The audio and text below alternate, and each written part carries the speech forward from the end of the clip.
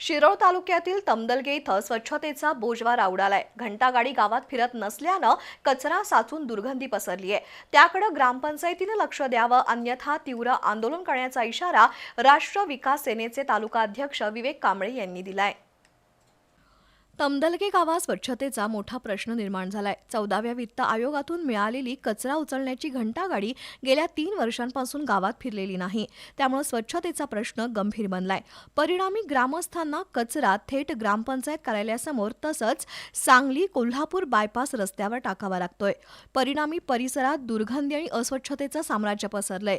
या परिस्थितीमुळे रस्त्या शेजारी राहणाऱ्या नागरिकांचं आरोग्य धोक्यात आलं असून ये-जा करणाऱ्या वाहन चालकांनाही त्रास सहन करावा लागतोय। ग्रामपंचायतीकडून नियमित कचरा संकलन आणि कचरा उठाव होत नसल्यानं गावात अस्वच्छतेचं साम्राज्य पसरलंय। त्यामुळे ग्रामस्थांमध्ये नाराजी व्यक्त होतीये।